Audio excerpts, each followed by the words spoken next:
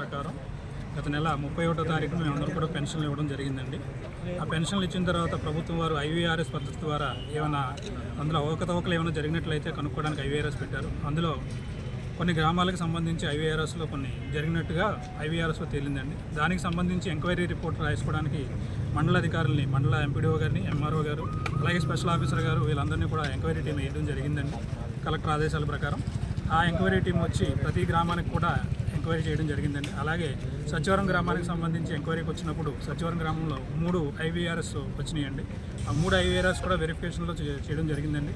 మూడిట్లో కూడా ఎటువంటి అవకతవకలు జరగలేదని చెప్పి రిపోర్ట్ రాయడం జరిగిందండి. ఆ రకంగా జనాలు కూడా చెప్పారండి. అందులో జరిగింది ఏంటంటే, అందులో నేతల మహాలక్ష్మి అనే వ్యక్తికి వెరిఫికేషన్ చేస్తున్నప్పుడు దానికి సంబంధించి అక్కడున్న మండల అధికారులు అందరూ కూడా వీడియో తీసుకుని అడగడం జరుగుతుందండి. ఆ జరిగే క్రమంలో అక్కడున్న మండల తహసీల్దార్ గారైన ఎంఆర్ఓ గారు కొంచెం నా పైన కొంచెం దురుసుగా ప్రవర్తించడం జరిగింది.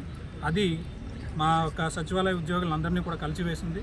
చాలా మనస్తాపం చెంది ఉన్నాం. దాని విషయమై మేము ఈరోజు మండల అభివృద్ధి అధికారి అయిన ఎంపీడీఓ గారికి మేము మా యొక్క వినతి పత్రాన్ని అందించడం జరిగింది. దాన్ని ఆయనకి అందించి మా యొక్క బాధని మేము ఏ విధంగా ఫీల్ అవుతున్నాం అన్నది ఆయనకి చెప్పడం జరిగింది. దాన్ని ఆయన సమంజసంగా భావించి మా బాధను అర్థం చేసుకుని పై అధికారులకి మేము దాన్ని ఫార్వర్డ్ చేస్తామని చెప్పడం జరిగింది.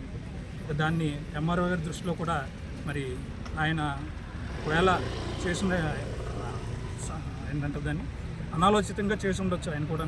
కానీ దాన్ని మేమందరం కూడా ఒక ఉద్యోగిగా మేము దాన్ని చాలా ఇదిగా ఫీల్ అవుతున్నాము. సహోద్యోగిగా చూడాల్సిన దాంట్లో కూడా మమ్మల్ని చాలా ఇదిగా చూసి సచివాలయ ఉద్యోగులు అంటే కొంచెం చులకన భావంతో ఉంటున్నారు. ఆ చులకన భావం లేకుండా మేము కూడా ఉద్యోగులమే అనే భావన కావాలి. మమ్మల్ని కూడా అందరూ కూడా సమానంగానే భావించాలని చెప్పి మేము కోరుకుంటున్నాం.